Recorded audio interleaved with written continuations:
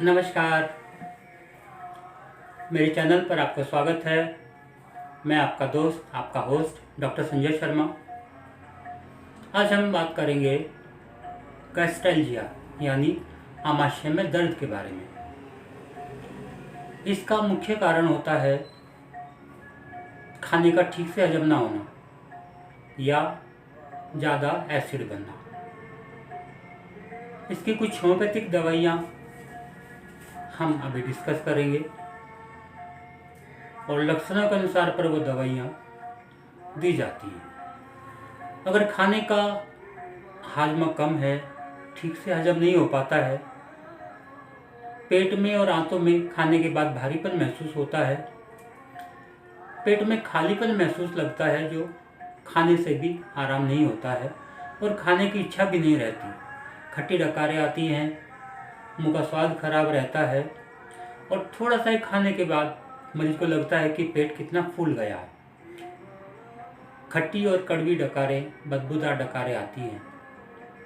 उस अवस्था में कार्बावेज नामक दवाई काफ़ी लाभदायक पाई जाती है। अगर बदहजमी के कारण आमाशय में दर्द है और साथ में एसिडिटी बहुत ज़्यादा है, मुंह से खट्टा पानी आता है और वो पानी दांतों को भी खट्टा कर देता है, उस अवस्था में आयरिस वर्स नामक दवाई लाभदायक पाई जाती है। अगर पुराना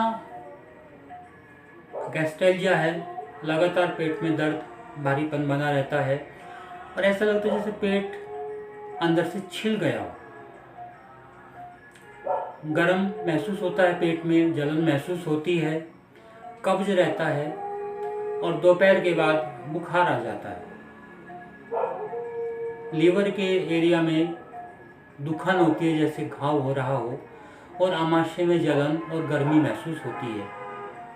ऐसी अवस्था में टेलिया नामक दवाई बहुत लाभदायक होती है। पेट में गैस बनने से पेट फूला रहता है, पेट में दुखन होती है, खट्टी डकारें, कड़वी डकारें आती हैं, ऐसा लगता है कि खाने का हाजमा नहीं हो रहा है, लेकिन लंबे समय तक वो आमाशय में पड़ा रहता है, उससे डकारें आती हैं और बाद में उल्टी हो जाती है। उस अवस्था में चाइना नामक दवाई लाभदायक रहती है। कुछ भी खाते उल्टी आ जाती है और दस्त चिकना पेस्ट की तरह होता है और खट्टा और बदबूदार होता है। जीभ के ऊपर सफ़ेद रंग की मोटी परत जमी रहती है, प्यास नहीं रहती है, मिजाज चिड़चिड़ा रहता है, तो उस अवस्था में एंटीमक्रोड नामक दवाई लाभदायक होती है। पेट के निचले भाग में फूलापन महसूस होता है, खाने की भूख बहुत लगती है, लेकिन एक दो कोर खाने के बाद ही पेट एकदम से फूल जाता है। खट्टी डकारें, कड़वी डकारें आती, मीठा खाने का ज़्यादा मन होता है, डकार आने से कोई खास आराम नहीं महसूस होता है, तो ऐसी अवस्था में लाइकोपोडियम नामक दवाई लाभदायक पाई जाती है। मुंह में खुश्की और मुंह का स्वाद बदबूदार, खासकर सुबह उठने के बाद बदबूदार होता है। कुछ भारी खाना खाने के बाद, पार्टी में जाने के बाद, तली चीज़ें खाने के बाद, मीट खाने के बाद इस तरह की दिक्कतें अगर होती हैं और मरीज को पानी पीने की इच्छा नहीं होती है, खुली हवा में उसको आराम मिलता है, तो पल्सटिला नामक दवाई बहुत ज़्यादा लाभदायक होती है। मरीज को कुछ खाने के बाद आराम मिलता है, लेकिन 2 घंटे के बाद फिर से दर्द शुरू हो जाता है और फिर वो कुछ खाना चाहता है। खाने का हाजमा बहुत धीमा हो जाता है, खट्टी या बेस्वाद डकारें आती हैं, तो एनाकार्डियम नामक दवाई लाभदायक पाई जाती है।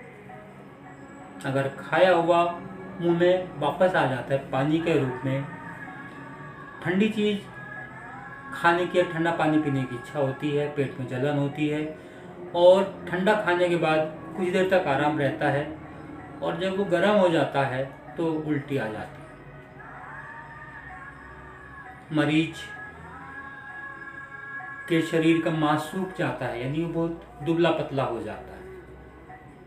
ऐसे अवस्था में फास्फोरस नामक दवाई काफ़ी अच्छी रहती है।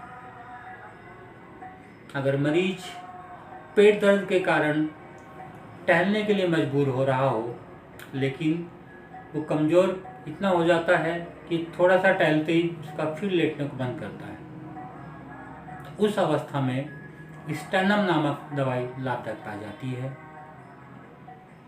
अगर मरीज को एक बड़ा इरिटेशन हो रहा है पेट में और फूड पॉइजनिंग उसको हो गई हो ठंडा पानी पीने के बाद या फल खाने के बाद, ठंडे फल खाने के बाद मरीज को पेट में दर्द हो रहा हो, बेचैनी है, खट्टी और सड़ी डकारें हैं और उसको गर्म पानी पीने की इच्छा होती है, पूरे शरीर में बेचैनी होती है, तो उस अवस्था में आर्सेनिक एल्बम नामक दवाई बहुत लाभदायक रहती है।